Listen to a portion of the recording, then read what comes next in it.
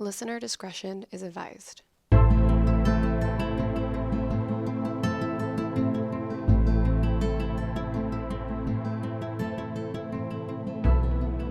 Hey everyone, welcome back to the I Should Totally Be Dead Right Now podcast, where we tell true stories of survivors of true crime, natural disasters, and everything else in between.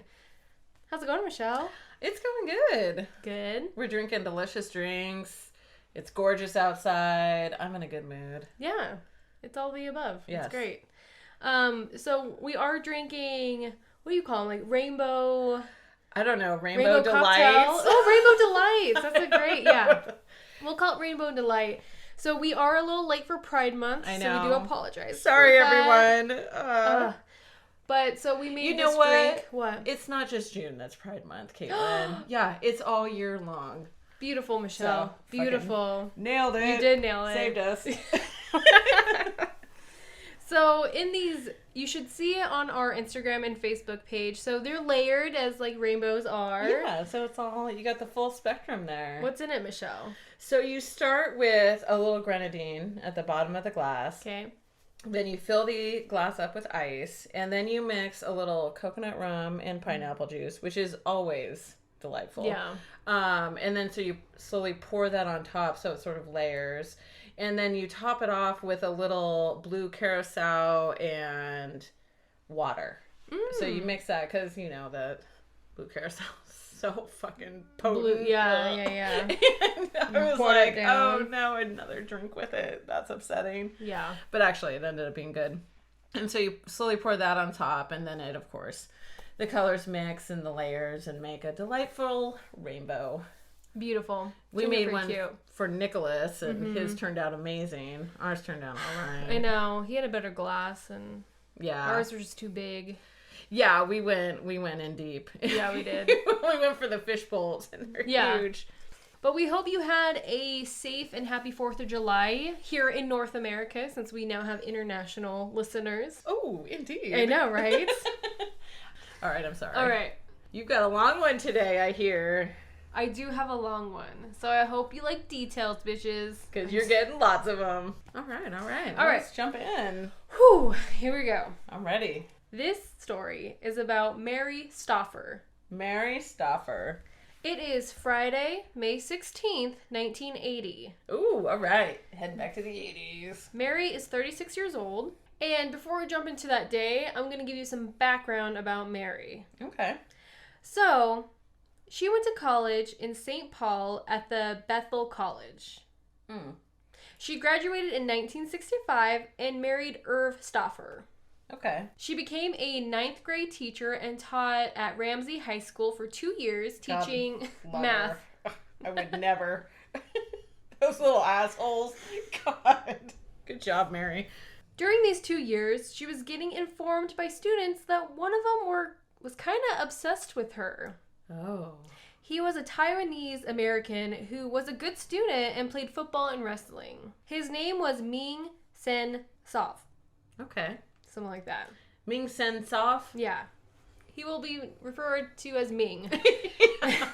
Hi, welcome to my story. Yeah.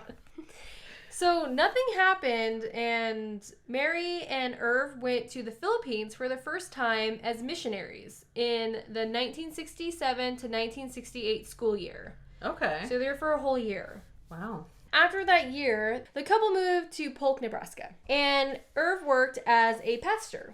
Okay. They had 2 kids, and they lived there for 5 years. Okay, They had so a boy they're and a girl. settled in. Yeah. By 1975, the family went back to the Philippines for a 4-year stay and started several new churches in the Central Islands. Oh, wow. So they clearly had a very positive experience the first time that they went. Absolutely. Okay. Ming, during this time, though, was trying to find Mary. Oh, so let me get this straight. She taught for 2 years. Yes. Then she left for a year to go to the Philippines, and she taught there. Yeah. And then they headed home, but moved to Nebraska at this point. Right. She didn't teach there. They were missionaries. So Oh. they were doing, like, church stuff. I see. Okay, so but they were there for a year. Yeah. They came back. They moved to Nebraska. Yes. They lived there for 5 years. Yes. Now they're off to the Philippines for 4 years. Yes. All the while, Ming is trying to Ming find is her. like, where's that hottie teacher? Yeah, Because I pretty like much. Mary. Okay. Yeah. Gotcha. He went to Irv Stauffer Sr.'s house thinking Irv and Mary lived there. Like, he thought Irv Sr. was Irv. Oh, I see, but that's his dad. Exactly. Okay. Oh, dear. So, on the 4th of July, Ming held... Dang, Caitlin! Whoa. OMG! Tying it all in. Yeah, you are. My God, I just got, like, goosebumps. Nicely done. Thank you. Ming held Irv Sr. at gunpoint. Oh, and- shit! Fucking give a girl a, like... No. It's not so exciting as you think. Oh, my God. Sorry. Wow, Michelle. So That felt insensitive. insensitive for sure. You judgy bitch. Anyways, Okay, God. so he's holding Irv at gunpoint, I'm sorry, Irv. God. and he told him to call in his wife, thinking it was Mary. Oh, okay. When his wife came into the room, he quickly realized it was not Mary. Who's this bitch? Yeah. Where's Mary? So then he tied them up and told them that if they called the cops about this, then he would come back and shoot them. Oh. Of course, they never called the police or even told Mary and Irv about it until they came back from the Philippines in 1979. Okay, so they're off in the Philippines at this point. yeah. Okay. Now, did they figure out why did Irv Sr. and his wife realize why they were there? Like, I'm looking for Mary? No. Okay. They had no Okay. idea. They just thought he was He's like, a where's robber Mary? or something. Oh, No, he okay. didn't say anything about Mary. He just said, call your wife in. And when she came in, he was like, oh, it's the wrong people. Tie them up and be like, I'm out. I'm out. Threaten, go. Mm-hmm. Okay. Ming. So, Ming found out that the Stauffers moved back during their 1-year furlough in the Philippines. So they moved back to Arden Hills in Minnesota at the Baptist Missionary Apartments. Okay. And that's when the stalking intensified. Began in earnest. Mm-hmm. That's what I'm trying to say. He would spy on them from the woods around their apartment. Oh, He dear. even tried breaking into their apartment 3 different times, once by trying to drill holes in the floor beneath Mary's bed. He even tried breaking into the patio doors by using a blowtorch. Dang. Yeah. So what was he trying to do? To get Mary to, like, fall through the floor by, like, drilling under the I bed? have no idea. Like, have the whole bed fall through? Maybe. That sounds dangerous. It does I'm just sound saying. dangerous. The family was about to move back to the Philippines, so they started packing crates, and Ming saw that they were starting to pack. Is he gonna pack himself up? No, what? Head off to the Philippines with him? I guess. It feels viable, Caitlin. Didn't we have someone, like, living in the walls? I don't want to hear it. I don't want to see your look of disbelief. Okay. Like, why are you asking stupid questions? Because I'm drunk, Caitlin. Okay. Because I'm drunk. Not quite. Buzz, though. So now we're going back to May 16th, 1980. Okay. So when I first The started. main event. Okay. Mary and her 8-year-old daughter, Beth, were at the beauty salon before they head out to their trip to the Philippines. Okay. So they're getting a little cut, feeling Yeah. fresh. Cut color, perm, Yeah. who knows? So as they were leaving, she was walking and got to her 1973 Ford LTD that the church provided for them. Because they were Okay. working for the church. So they're like, here's So this they got to car. go to the salon on the church, is what No. you're saying? I'm just saying they gave him a car. Oh, we're talking about the car, not the salon anyway. I'm Yeah, sorry. 1973 Ford LDT, Michelle. I don't even know what that looks like. I'm going to look it up. Continue on. So they get to the car, and then a man appears and has them at gunpoint. He has thick glasses and looked to be in his 30s. And I bet you know who that was. I'm assuming it's fucking Ming. That's right. He forces them into the car and forces Mary to drive. Okay. It's a pretty big car. I just checked. Oh, looked is at it? Yeah, Okay. it's almost like a precursor to the Crown Victoria or something like that. Cool. Like, I don't know. As they were driving, a police car was behind them at a red light. oh. But Ming said if they turned the same way the police did, he would shoot Beth. Oh, so don't follow him. Or so okay, wait. So Was- if he had a blinker on, like the police officer, and they turned the same way, I see. he's like, don't do it. Go the opposite Okay. way. Okay. He had made her pull over, And at that time, he tied Beth and Mary's hands and also duct taped their mouths shut. Okay. And they put both of them in the trunk. Which has ample space, as noted from when I looked up the car.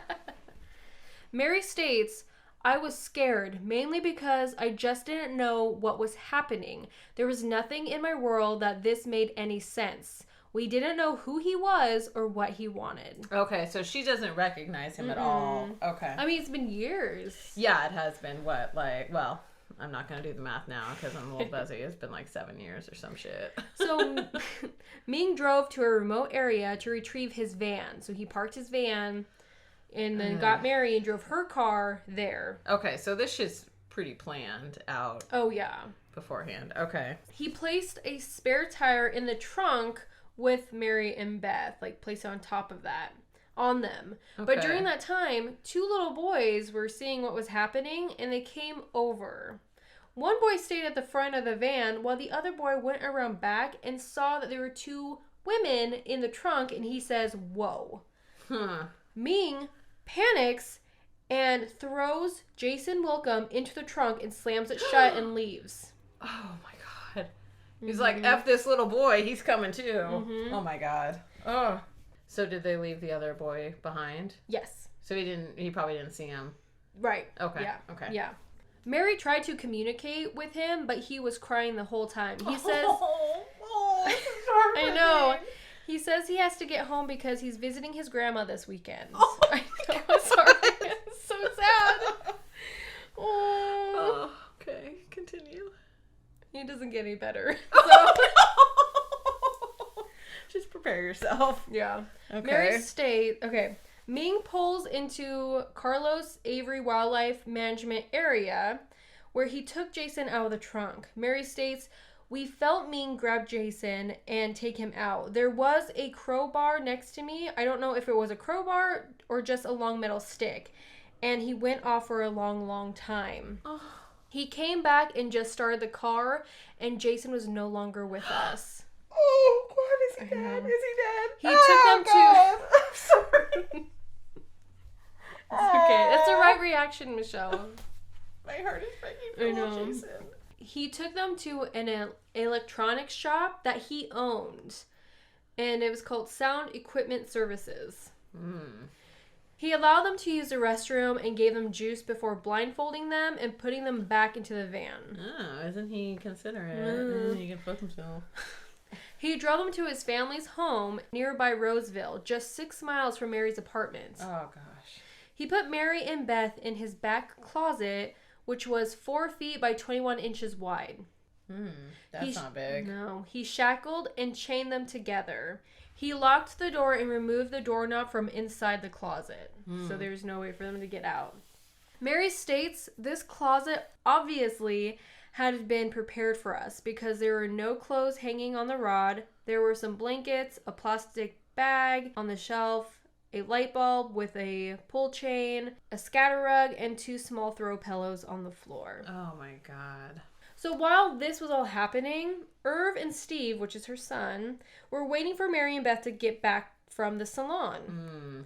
Irv even called the salon, and the hairstylist confirmed that Mary and Beth left at 4:30 p.m. He's like, they should be home by now, long ago. Exactly. So he told fellow missionary colleagues, and they started calling local hospitals. Irv called the police that night, but they were more worried about the disappearance of Jason. Oh. His friend who reported what he saw and so his friend saw the whole thing of him getting shoved into the trunk and all that. Oh, God. But he did, since he was in the front of the van, he did not see Mary and Beth in the trunk. He just saw his friend get picked up and put in the trunk. Oh, so they don't realize this is connected. Yep. Oh, gosh. Oh. It was not until the next morning that these 2 cases started to merge. While searching the park that Jason was taken in, they found Mary's license plate.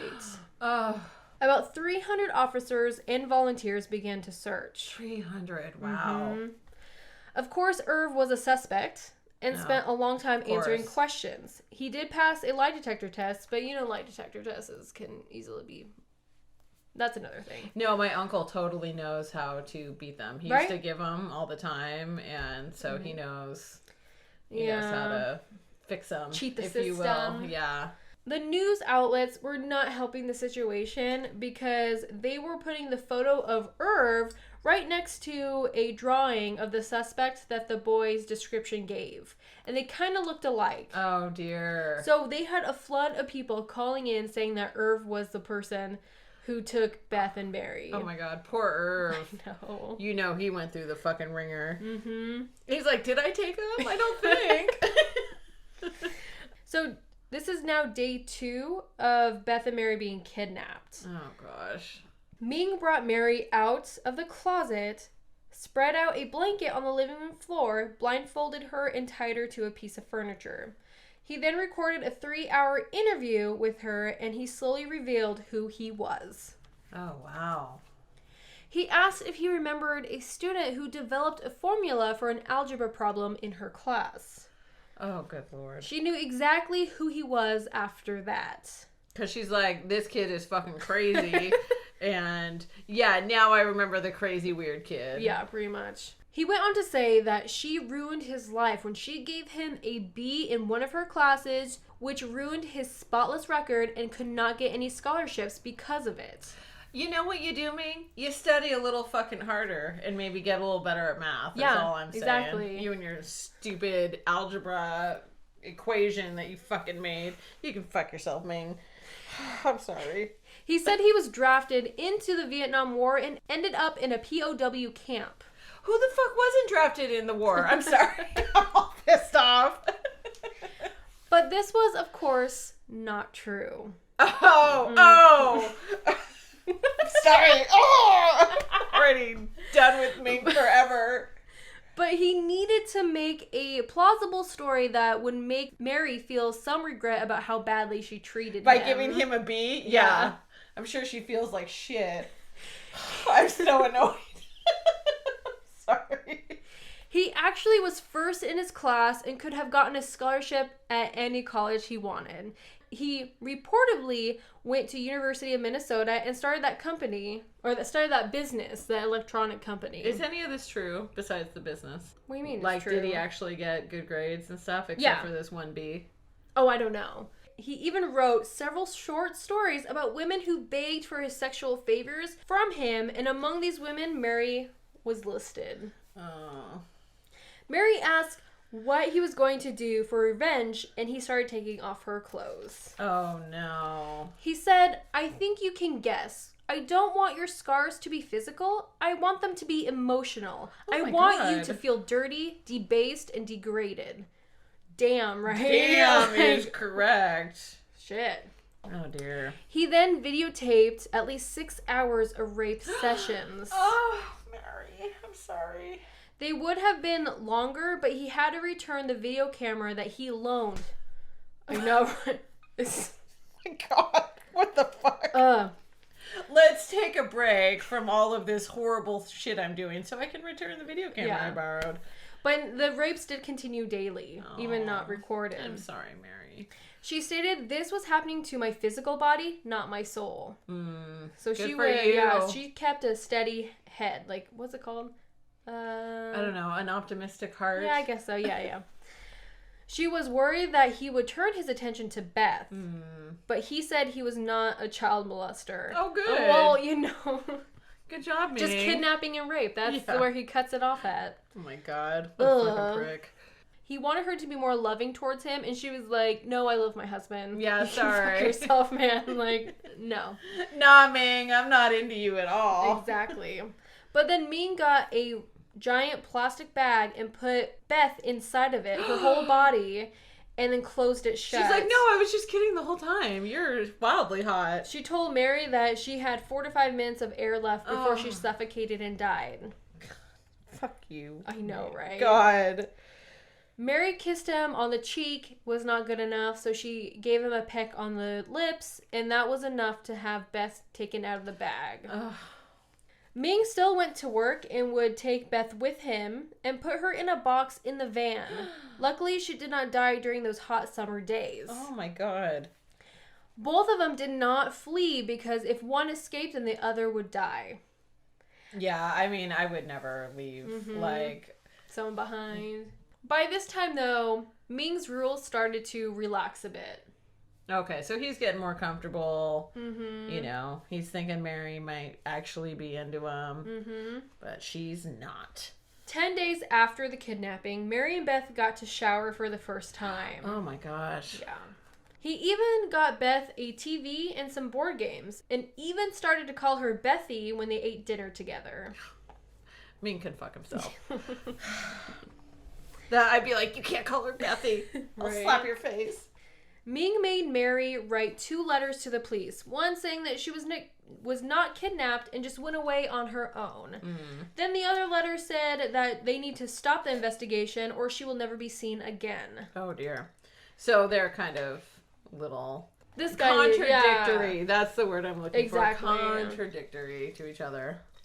After 4.5 weeks of being kidnapped, Ming wanted to go on a road trip in a motorhome to a job fair in Chicago. He thought it'd be fun if they all went together. So is he just completely fucking in his own world? That's what it sounds like. He's treating them like they're like a family, like a happy, like Beth is his daughter. I didn't Mary actually says, kidnap you and rape you for days and days or weeks on end. Yep. Because he even took Mary to a local mall to get new clothes for her and Beth since they were in the same clothes that they were kidnapped in. This is like a twisted version of Pretty Woman.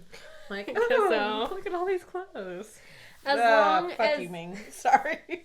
As long as Ming had Beth, Mary would do whatever he wanted to do. Makes sense. Oh. Mary and Beth tried several times to escape. Mary even used a traveler's check from her purse while shopping, hoping that would notify the FBI or the authorities. Yeah, like she just cashed a check. Holy shit. Irv saw the bank transaction and immediately notified the FBI, but the FBI were not notified when the check cleared. So I guess nothing came of that. What? Yeah. Okay. I will hold my rage until the end. Beth tried to yell at some teenagers when she was left alone in the Winnebago. Like, while they were go shopping, she was in the Winnebago, and she yelled at some teenagers, and she's like, I'm kidnapped, can you please help? The teenagers thought that she was lying and playing a trick on them, and they just left. Mary took a Bible from a hotel room that they stayed at, and they read it daily. Do you think those teenagers think about that often? I bet they do. I would. I bet they would. Totally. Especially if they realize later that in fact she was kidnapped. Yeah. Oh my gosh, I would feel so awful. I would too. Like, awful. Probably for the rest of my life I would feel bad about that. Not to put any, hardship on some teenagers. I know, right? You could have done better. I'm just kidding. Oh my god. Felt like shit for the rest of your life. Sorry. So it was Beth who actually said that they needed to pretend to be nice to Ming. Like, let's just play into this so he's more relaxed, Yeah. He's already starting to, So Ming took both of them to Como Park on the 4th of July. Oh my goodness, let's party! Where they went to a restaurant to eat dinner and also to the University of Minnesota so they can watch the fireworks. Oh. Yeah, Ming is in his own world. Oh my gosh. Mary says he always had a gun on him, so they didn't flee because they were afraid that he would shoot Beth or herself, of course. July 7th, Ming goes to work, but attached the cable connecting Mary and Beth through the top hinge of the closet door and looped it through, allowing them to move around the bedroom. Oh, so they're essentially on like a dog chain kind of situation. Exactly. Okay. Mary remembered how her father used to take hinge pins out of doors at home. I totally thought of that earlier. So Mary tried to force the pin up and it lifted like nothing. Oh. Like it was pop. Just a perfectly balanced door. Exactly. Mary put the door back, afraid that Ming was still in the house. Oh, okay. And then Beth was very afraid. I mean, she's 8 years old. She's like, put it back. He's going to find us. Blah, blah. Yeah. Mary actually had to give her a little smack on the face to be like, pay attention. Like, this is the time to She said, I mean, it wasn't hard, but like she needed to get No, back I'm into. sure she was like almost in shock from pure fear and panic. I mean, oh my gosh. So she's like, you need to focus. This is how we're going to escape. So she's like, just wait and listen. And they heard silence. Oh God. Oh God. So Mary pulled the hinge pin out and they got their cables free. Oh, okay. So I think I misunderstood. So they pulled it out. They saw that they could. Yes. They put it back in case he was there. Uh-huh. They got really quiet. They listened, determined he wasn't there, pulled it out, and got out. Okay. Correct. Sorry. No, it's all right. So she grabbed Beth's hand and said, let's go. She called the police from inside the house, and they immediately asked if Jason was with them. And then, Jason. And then she knew that Jason did not make it. No, I'm sure not. When they stopped, I didn't have a good feeling for poor little Jason. She states, that was worse than the rapes or initial kidnapping. Oh. I had a 6-year-old son, friendly just like Jason. I could picture it happening to him, and I thought about Jason's parents and prayed. It was devastating for me. Well, and I would imagine, I mean, being locked in a trunk together, even for a short time, it's such an intense emotional an intense situation that they probably created a bond that, you know, absolutely would have lasted forever should they all have lived. Fuck you, Ming. So they hid behind a car wrapped in plastic until the police arrived. The FBI... What? A car wrapped in plastic? Yeah, I guess it was just like outside the family house, I guess. Oh, weird. So they were just waiting outside, hiding from if Ming came back. But it was wrapped in plastic. Okay. The FBI raided Ming's store and arrested him. Good. Mary and Beth were reunited with their family. A few days after being in jail, though, Ming contracted his cellmate, Richard Green, who was being released, to murder Mary and Beth so they could not testify in court. What? He mailed him $1,000 and promised $50,000 more after the deed was done. Okay, so you're gonna take a murder job with $1,000 deposit? Nah, man, you take half at least. Come on, Michelle would know. Fucking think, people. No, I'm just kidding. Don't take murder contracts. But the FBI quickly caught on to this and interviewed Richard, which he admitted after the second interview, since the FBI was watching Ming's finances. So they saw him give the $1,000 to Richard Green, who just got out of jail. So they're like, that's a red flag. Ding, ding, ding. Something's going on. Yep. Before the trial, Mary had to watch the tapes and put them in order. She had to watch her own rape tapes? Yeah. Oh, she had to put them in sequent order to see which day what, you know. Oh my God. And then she had to watch them again to interpret the transcript. Oh, fuck. Of what they were saying during, oh my God. But unfortunately, I mean, the only thing they played at the court was a 3-hour interview, which she was not raped at. So they didn't show the rape tapes? No, they didn't. Why is that, Caitlin? Do you know? I do not know, no. Maybe that was just enough, but I mean... Oh, okay, well, let you finish the story before I get completely... I swear to God, my rage is up to here, Caitlin. Fucking ruin your computer in 1 second. As Mary walked to the witness stand, Ming lunges at her. What? Ooh, drama in the court. Yeah. He was quickly tackled to the ground. The trial went on for 10 days, and he was found guilty of kidnapping and was sentenced to life in prison with no parole for 30 years. Ming said that he was the one to kill Jason and said he would not tell him where the body was unless they gave him a deal. Oh. So they said they would not charge him for first-degree murder if they could show him where Jason's body was. So that happened, and so he had to go to trial for Jason's murder. Good. But then Mary had to testify again. Oh my God. So Mary has just been through the fucking ringer over and over and over. Ugh. They didn't learn because as she was walking to the witness stand, Ming smuggled a knife in and again lunged at Mary. Oh my God. Did he stab her? He grabbed her by the neck and held a knife to her throat and said, "Get back or I'll kill her." Oh my God. Oh my God. It's like drama all over. I think you just watched watch an episode of fucking Law and Order. Seriously. God.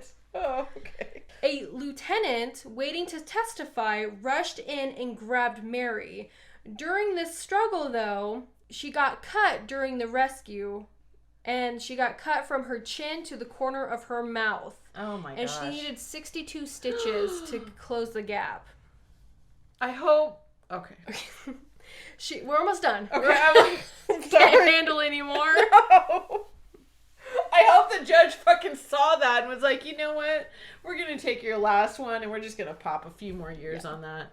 Add 30 more. Yeah. She states maybe the idea was if I can't have her, then nobody can have her. Ming was is crazy. Yeah. Ming was sentenced to 40 years for the kidnapping and second-degree murder and to be served congruently with the other sentence. Okay, so now he has 70 years is what you're saying. Okay. Okay. He doesn't like serve 30 here and 30 here. No. So he's out in 30. Right. Okay. Right. Good. Mary and Beth were kidnapped for a total of 53 days. That's a long time. Oh So- my goodness. Mary and Beth now live in the same Hermanton town house where Mary grew up in. In 2019, there was a Lifetime film that aired called Abducted, the Mary Stauffer story. And that's where Beth and even Mary went on different news channels to talk about the film. Oh. So they were doing interviews, and they just wanted to make sure that he would never get out of prison. I hope so, because I was like, 30 years is up already. I mean, that's 10 years ago. He did have an appeal, but it was denied. Good. He was still seen as a danger to the community. Yeah. And Beth and Mary were still feared like he would retaliate if he got out. The second he gets out, Absolutely. if he's still alive, pray to God he's not, he'll go immediately after Mary again. You know he would. Yeah, you know I he mean, would. clearly he's got some crazy, weird, wildly upsetting obsession with her. It's just weird. Like, I don't understand, like, something just snaps at someone. that bee! Yeah. You know what? Straight A kids, you gotta watch out for I them. guess, I've seen The Breakfast Club. No. But yeah, so they're doing good. They're happy, healthy. They even got, they're not in the film. It's a film about them. You're so right. it's different actors playing them and such. What a fucking nightmare. Nightmare. My God. And it's just like weird, just like, oh, I taught 2 years in high school and one student was just obsessed and like was still after like 5 or 6 years. It's crazy. Thank God I didn't get into teaching. Right? No, that was totally my plan. I was Oh, gonna get my degree and then get my master's in teaching. My mom was an English teacher, and I was like, I could fucking do that. I worked in daycares my whole childhood / teenage years. And then I realized, nah, that shit is not for me. You never know. It could be anyone. It's just so weird. Like, you can do a smile, like a friendly smile to someone on the side of the street or And it in just a something store. like clicks in their head, and it's Yeah. like, that is That's the person my I'm new supposed to be wife. with. Yeah. Freaking weird, dude. Yeah. But you should check out the movie. It's on Lifetime. It's from Indeed. 2019, so it's Can recent. you like link it to our website at all? Is that possible? I don't know, because you have to pay for that shit. No, yeah, probably not then. Yeah. We can put the title up. Yeah, exactly. Okay, Michelle. No. It's That was a fucking crazy story. Right? Oh, Mary. God damn it, Mary. I'm glad that more or not very much harm came to Beth. I mean, yes, I'm sure lots of harm came to her, but it sounds like she wasn't really raped I or think anything. Mary survived because of Beth, because she had to stay strong for her. Yeah. So I think I that... think that is a huge thing, as we'll learn from my story as Oh, well. good That, segue. yes, indeed. Okay. That when you do have that partner, it's like it sort of brings on a responsibility that's Right. like you can't let them die. Yeah. And they're feeling the same thing about you, and it does make you stronger. That's like, I never used to stand up for myself, but I would always stand up for other people. It's like, I'm not gonna, I'll get treated like shit, but I'm not gonna tolerate other people getting treated like shit. Right. That's kinda- I can see that. I'm the same. Yeah, Yeah. I can see that. Indeed. So just know, if something ever happens to you and I'm sticking with you to the end. The same. You're like, bitch, I'm out. I'm taking a baseball bat. I am swinging my way out of here. You're slower than me. All I gotta do is be faster than you. Oh no! Is that what's happening? No! Of course A little not. bit, but... All right, Okay. all right. So, this actually also took place in July. Oh, So that's okay. part of the reason. And also, I've been dreaming of Hawaii. So that is the other reason for this story. Okay. Oh, we were in Hawaii last year and it was amazing. I'm doing all this old accounting, so I'm coming across all the transactions, all the money we fucking spent while we were there. Sounds about right. There was a lot of shaved ice bought in. Sounds good. It's like shaved ice place, shaved ice place, shaved ice place. Sounds refreshing. It is. Well, and I've been craving it. Like, seriously, I've been thinking about Hawaii for, probably about a month. So, like, on our honeymoon, you're just gonna pop in, be like, hey, guys. Yeah. Oh my God. Now, I brought shaved ice. Oh. No, I actually went over to the yard to the food trucks, and they had one that had shaved ice there. Oh. And I was like, yes! But it was like snow cone ice. It wasn't Oh. shaved ice. It wasn't the same. It's different. Okay. It was different. It was still good, and I ate the whole fucking thing. But I was disappointed. Okay. Because it was no goddamn Hawaiian shaved ice. All right. Oh, all right. Okay. So, yes, we're taking this to Hawaii. All right. Is where this takes place. Okay, so this is a story about Dave McMahon. I think that's how you say his name. That sounds right. And Sydney Iyomoto. Okay. Hopefully I say that right. That Or sounds good. Yuimoto or Yumoto. I apologize, Sydney, as I will call her from now on. Sydney and Dave, this is what the story is about. Okay, so they are two fairly new pilots. So Dave is 26 and Sydney is 23. Like a commercial flight person? It doesn't actually say, Oh, okay. but I think yes. Yeah. They're working their way up to this. So this is July 16th, 2016. And Sydney is wanting to fly this Piper Apache plane. It's a twin engine plane. I think it's a fairly small plane. Oh, okay. So it's not like a big, Like a 2-seater or something. It's more than that. It's Okay. probably like a 20-seater Oh, or something like that. okay. I probably should look it up. But in this case, it's just her. Uh-huh. And she had another co-pilot, but he sort of backed out at the last time. Oh. And so she was actually going to see her father for his birthday. And so Dave sort of stepped in to be her co-pilot Oh, okay. because they both needed hours, flight hours, Oh, okay. to sort of move up the ranks, if you will. So this is the first time they've ever met. And so they decide to take, well, they don't decide. They're going from Oahu to the Big Island, Hawaii. Okay. Which is a 2-hour flight. Oh, And that's not bad. It's just the two of them because it's sort of like not a test flight, but it's just Practice. A practice. Thank you. A practice test. Practice test. No, practice flight. Good God. Oh. So these two strangers take off and they're flying, and everything has been, for the last couple hours, been pretty uneventful. Okay. And they're flying at around 3,000 feet, and they're flying around 4,500 feet up in the air when they start to hear the motor kind of, sort of strain and rattle, and it's making noises it shouldn't make. So they're like, oh, that's no good. So they bring it down to 3,000 feet, and they keep flying, and the sound gets better. So they're like, oh, okay, this is okay. But then the engines go quiet. So the engines have turned off fucking completely. First, the right engine went, and then very soon after, the left engine goes out. Oh my God. And so they're sitting up there kind of looking at each other like, oh shit, we got to figure out what the fuck to do. Because it's clear that they may crash into the ocean. So they start going through all of their emergency, protocol that they need to go through.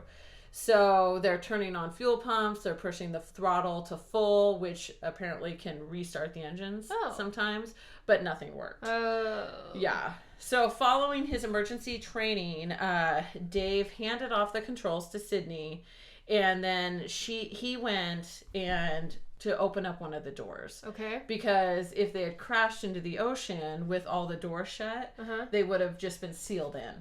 Like, you can't get the doors open once you're submerged, you know. I heard you have to wait till the pressure equalizes, and then you can open the door. Oh, okay. Yeah, So you have to wait for it to fully fill with up, water. and then, it matches the force, and you can open the door. So if you drive into a lake, Michelle, you just gotta stay calm, wait for it to fill, and then you can open the doors. Okay. Mythbusters. Yeah, good to know. Good to know. Well, they opened the door beforehand. Which would, probably be good too. Yeah, so they were worried about a crash landing. And of course, they always talk about crash landings and landing into the ocean. But, you know, they don't actually get to practice crashing a plane into the ocean. Right. So all the while, they're losing altitude, and Sydney is calling in, you know, and just like, we're going down, we're going to crash. We're like 25 miles or so off of Kona, which I'm not fully sure where that is. Yeah. I'm assuming is that where it's supposed to be? I think that's where they were intended to go. She grips the controls, and she's trying to sort of maneuver the plane up because she knows she needs to make as flat as possible landing into the ocean, because if she goes nose first, you know, it'll just be too much of an impact and they'll probably be killed right away. If she goes down with one of the what the fuck is wrong with me today? I can't even think. One of the wings, there it is. Wings is the word I was looking for. If one of the wings is sort of not balanced and one hits the ocean first, it'll sort of start this cartwheeling thing that'll just tear the whole plane apart. Not good, yeah. So she just really had to hang on to those controls, keep the tip up, and just, you know, kind of make their way down. So she was not prepared for the impact. And so they hit the ocean, and she immediately just crashes forward and breaks her nose on the controls. And Dave is in the back and just trying to sort of talk her through the whole thing. And he actually does better when they hit. So he's telling her the whole time, or she's telling herself the whole time, just land like you're touching on ground. Don't worry that it's the ocean. Yeah, right? You know? So Dave was thrown violently forward. It was as if they had been rear-ended by a tractor trailer. Wow. So the impact was pretty hard. So in a daze, Dave opened his eyes and he's got his bearings, and he sort of realized miraculously that they were okay. Oh. Or he was okay. You know, he sees poor Sydney up there, and she's just gushing blood and is in sort of a state of shock. I bet. At this point. Yeah, God, no doubt. And Dave can just feel the water now rushing into the plane. So they had to get out fast. Yeah. So he helped unbuckle her seat and climbed out onto the wing. He brought her, and she's like, I don't want to go. What about the sharks? I'm bleeding all over the fucking place. That's not where I would have thought. Yeah. You know what I mean? And he's like, you don't think about it. Yeah. We got to get out of here. You know, otherwise you're going to sink in it. Yeah. And probably still be eaten by the sharks. So they make their way out, and as Sydney is kind of coming back to where the door is, she grabs a couple of life preservers on her way. Smart. Like the emergency ones that you pull the cord, and they always tell you about in the beginning of all plane rides. They sort of jump out into the ocean, and within seconds the plane is below underneath the ocean now. So it's gone, and what it says is the ocean had erased all signs of human life except for the two small figures bobbing in the vastness of the Pacific. Gosh, how terrifying. I mean, I guess I would want to land in the ocean because I feel like you have a better survival rate, I think guess, you than do. Hitting the hard earth, I guess.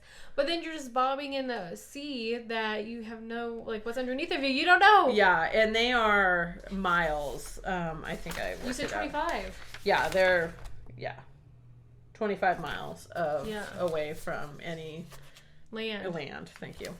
Apparently I don't know fucking words today. So Dave felt sort of this odd sense of calm. Oh. Which was really good. So he pulled the tab on his life preserver, and the seal holding the CO2 cartridge, which inflates the whole thing, fell off. Oh. So now he's got this big hole in his life preserver. Okay. So, but he wasn't worried because he had grown up in Hawaii. He grew up in the ocean swimming. So he just really relied on his own, his own skills. God, I don't know what my problem is. I'm sorry, Caitlin. We're just like connected. We just I know, each you're other's reading my sandwiches. mind. Yeah. That's funny. Oh, finish each other's sandwiches. So, what he didn't know, though, is that him and Sydney had done the impossible already. They had already survived this pretty bad plane crash. Mm-hmm. And so now all they had to do is stay put because the Coast Guard, they had been calling in the whole time. So they should know where they are. And so they just had to stay put and have the Coast Guard come rescue them, right? So... this whole time right now, poor Sydney is a fucking wreck. I bet. So she's crying, she's terrified, bleeding. She's bleeding all over the place, poor thing. And so Dave just has the, kind of wherewithal to, calm her down. Like, tell me about your family, tell me about your siblings, and just really talked her out of the panic. So she started out, it's like, when is the Coast Guard going to get here? And Dave was like, they're coming, we just need to float here. So a couple hours go by, and then Dave's prediction comes true, and they see the Coast Guard go over top. Shit. But the Coast Guard, unfortunately, does not see them. What? Yeah, they're doing everything they can to sort of, I'm sure making lots of, movements splashing and all kinds of stuff, and they just go over without any sort of sign of recognition. No. So... they salvation had arrived and then disappeared just as quickly. Oh my god.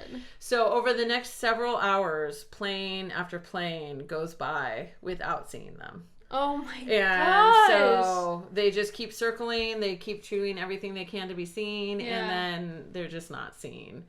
And so... Isn't like these life vests like bright yellow? Yeah, I mean, I guess they must have been pretty high, and it's just two people. Maybe they were looking for a plane, or maybe they were, Okay. And it's just these two people in the fucking middle of the ocean with nothing around them. So now the sun is going down. No! And Dave is now beginning to kind of... His panic? calm is beginning to crack a little bit. So he was like, oh my god, we're going to have to spend the night in the water. And that is fucking terrifying. Yeah. I'm sorry. So, and then they felt the sort of, the waves were moving them in a southwest direction. Okay. Which is away from Hawaii. And the only thing south of Hawaii is Antarctica, which is 4,500 miles away. So... they sort of come to the realization that they need to start swimming. Yeah. Because otherwise they're just going to...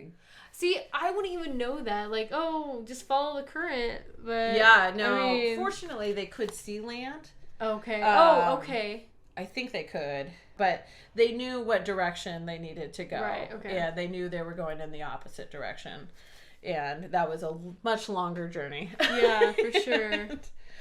Yeah, so they could just make out the outlines of the volcanoes on the island. So they started to swim against the current and head towards the volcanoes.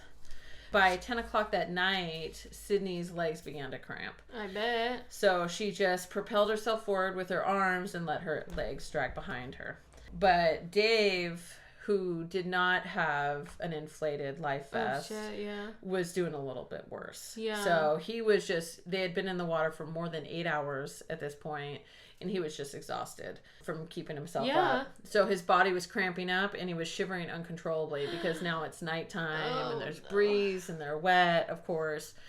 So what they ended up doing is sort of... Sydney took over. And sort of became the strong one. And Dave needed her help now. Yeah. And so what she ended up doing is she swam forward, and then Dave just held onto her legs. Oh, okay. So, because he can't do anything at this point. I mean, he's just like one big cramped muscle. He rested his head on the back of her legs while she swam forward. And so she moved her moved her arms, and he sort of moved his legs behind her. Okay. Aww. And then, but unfortunately, the way they were doing it, he was going to drown. I mean, he just couldn't keep himself up anymore, and because he just didn't have the buoyancy. No. So he was like, Sydney, I need to stop. So they sort of unhooked each other, and she sort of began to examine his life preserver a little bit more, and found a backup CO2. So I guess there's, the main one, and then there's a second one that you can use. And so he pulled that, and it caused the vest to fill up halfway with air, and then immediately started to leak. No! And then the second CO2 cartridge fell off. And so, but he essentially just stuck his fingers in the hole and blocked the air from coming out. Okay. And so he at least had... That's some relief. Yeah, half of it. Okay. And then they found the air tube, the one they're like, you can inflate manually. So all of his exhalations were just blowing into the vest to keep himself afloat. So, and she was like, just hang on and I'll continue swimming. Okay. So she swam for hour after hour. Oh my God. She had a feeling of tranquility come over her, and she just plowed along. And what she had realized kind of at this point is they were like completely strangers when this started. But now they're like even beyond friendship. Right. Like these two are going to be connected for the rest of their lives from this experience. She was just so thankful that she had another person there. Because if all this had happened when she was alone, she figures, either one of them both figured that they'd probably be dead. It was having that other person there that helped keep them motivated and moving forward. Mm-hmm. So every now and again, she'd be like, hey, Dave, how you doing? Yeah. He's like, I'm good. Aww. All right. And then they just kept on going. They had been swimming for some time now, and with Dave clinging onto her legs and she's moving with her arms, when all of a sudden she felt a stab of pain. And she was like, and she looks down, and she had swam into a school of jellyfish. Oh my gosh. I know. She saw something white and silky clinging to her forearm, a Hawaiian box jellyfish. Oh shit, those are really poisonous, aren't they? They sure are. Oh my gosh. Within seconds, the animal toxins can cause nausea, loss of consciousness, muscle problems, and difficulty breathing. Oh my gosh. So, and now in her weakened state, she was plowing through a swarm of them. So there was just all around. So moments after the first sting, she felt the venom work through her body. She felt her heart sort of like it was beating more slowly, and she was gasping for air as her muscles were seizing up. Fuck you, jellyfish. And then she was unconscious. What? Yeah, just down and out. So David's like, Sydney, wake up. And fucking nothing. He didn't get stung? No, fortunately he didn't get stung. So she was out cold and her whole body was trembling. So he just held onto her and kept her head above water. Oh, actually, no. It said trading for water and ignoring his couple of stings. So he got stung as well. Wow. But it didn't affect him the same. So she sort of eventually awoke again. Okay. And she was like, I think maybe we should take a break. Yeah. Fuck those little... I'm not hanging out with those jellyfish anymore. Yeah. But I think the actual quote probably is like, I'm not hanging out with those motherfucking jellyfish any fucking longer. Yeah, absolutely. That's probably what it was. And Dave was like, well, we got to keep a move on. So he hooked himself back onto her legs, and she found the strength to keep on moving forward. Oh my gosh. I know. Good for her, man. They took a little break and, and then just She's was like, able I to keep think I'm going. going to survive, and shit. Fucking Sydney. Crazy. So when the sun rose on July 15th, a beautiful sight greeted the two pilots. The island of Hawaii, green and majestic, and closer than they had ever dared to dream. Despite the jellyfish and the exhaustion, they had made remarkable progress overnight. Okay. Throughout the morning, cute little black fish schooled beneath them and sort of swimming along with them. So they felt like they had these companions to take them up to shore. But then all of a sudden the blackfish were gone. Oh. And they had been frightened off by something, and Sydney saw up ahead what they had been frightened off about, or frightened of. Yeah. I don't know. You got it. Dave saw it as well. It was a shark, about 9 feet underneath them. Oh my God. And they were like, what the fuck do we do now? What? You know, fortunately, I'm sure Sydney's nose has stopped bleeding at this point, but still. And David's like, just move forward, just keep swimming, but try not to make a lot of splashing. So that shark circled under them for 30 minutes. And then it went away. And then a half an hour later, it came back with like... a gang of sharks? Yeah, no, I don't... The shark came back and then continued to circle underneath them. Okay. So Sydney was like, what are we going to do if the shark gets close? And Dave was like, I'm going to fucking punch it right in the eye. Right? I said I'm going to kick it in the eye, but I added the flourishes. Yeah. I feel like that's probably what he actually said. Yeah. I'm going to kick it in his motherfucking face. So, and then just as quietly as it appeared, the sharks swam off. And Sydney and Dave were alone once more. So now they were just under 10 miles away from the shore. So they had swam like 15 miles in the crazy. night. I couldn't imagine. No. Oh my God.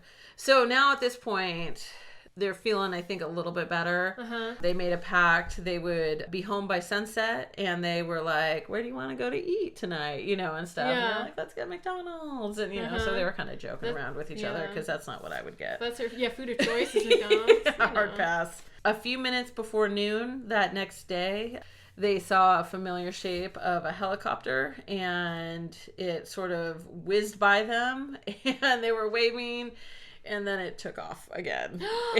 Oh my God. Then, so they were still swimming, and now it's been like 20 hours. And so Sydney is just done. She like cannot swim anymore. And, you know, at this point they're like, maybe we should just give up. Yeah. Like, but you're so close. I know. And then they heard the whir of the helicopter again. And she was like, this time it's fucking coming for us. You know, I doubt she dropped the F-bomb. But, well, maybe she did. Yeah, I like to think she did. And so they started waving again, and this time the helicopter sort of banked around and like acknowledged that they were there. So, of course, they both burst into tears, and they were hugging in the water, and they were like, this is for us. Oh my God. So, this is what they said. You know, from not knowing you at all, you kind of surpassed all levels of friendship. Oh, that's so sweet. Later, after the rescuers had fed Dave every last sandwich on the helicopter, and the doctors had tended to Sydney's broken nose, jellyfish stings, finally able to wish her father a happy birthday, which was the whole point all along. She was flying there just to see her dad for his birthday. And actually, the two pilots remain close to this day, and they just remember crashing together, and within 30 minutes, they were essentially far beyond friends. Right. And stay close to now. And it's a story that they will tell their children and grandchildren about. That's so sweet. That's crazy. They crashed into the water. They got, you know, abandoned. I don't even know. My story is like all over the fucking place today. No, I can't understand. remember words. Words are hard. That felt overly nice for me. Oh, God. Oh my, I think the open ocean is just kind of terrifying in its own sense. So no shit. It's just be bobbing in it. And at night, oh my fucking God. Especially with just half a life vest or not even a life vest. Like, I know. I would almost have been relieved to have him hanging onto my legs. right. You know, because then it's like not my legs dangling Right. out into the open water. That's true. But yeah, being stung and being unconscious and then wake up being like, okay, let's continue on. Like, I'd be like, I can't, man. Like, I am. We're done here. Spent. Yeah. Like. Yeah, the jellyfish, like, that shit scares me. Yeah. Getting stung by a jellyfish. I mean, they're so noise. small, too. Yeah. Well, and I don't know how big these ones were. Well, I think that's what the box jellyfish are really small. Are they? Let's take a look. Ooh, can a boxfish jelly kill you? Looks like yes. They measure up to 8 inches long. Oh, F that noise.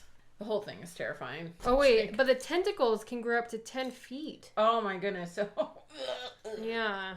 Shell's officially Wow. not invited Well, back. I guess I would... I mean, it's better than, like, that ocean than the ocean we have here. Yeah, Oregon. no, I mean, I imagine it was pretty cold, 25 miles off. Right. But it's not like the ocean up here where it's Yeah. probably 30 degrees or some shit. Yeah. Maybe 40, I don't know how. Gross. I bet it was closer to 60 or 7. Yeah. 60 or 70. Well, Michelle Sorry. needs a nap. Oh, I do need a nap. Well, that was a great story. Your story was awesome. Mary fucking you. persevered. My gosh, both of them, man. Yeah, Mary and Beth. Well, yeah, but I'm just talking about your two as well. Like, holy Yeah. shit. Sydney and Dave Ugh, bonded for life. seriously. Ugh, I couldn't imagine. All right. Well, we hope you had a safe and fun 4th of July. And we hope you celebrated Pride Month. And check out our Rainbow Delight drinks. Indeed, that Or- we just named just, you know. Yeah, today. So you can follow us on Instagram and Facebook at I Should Totally Be Dead Right Now. And you can even email us if you'd like. It's at I Should Totally Be Dead Right Now at gmail.com. And check out our website, I Should Totally Be Dead Right Now.com. They're like, So- bitch, we can't even handle it anymore. I know, it's too long. It's too long. So, Too bad. So we hope you enjoyed this episode, and we hope to see you at the next one. Thank you. Woo! Hawaii. I want to go now. Yeah. Yeah. All right, goodbye.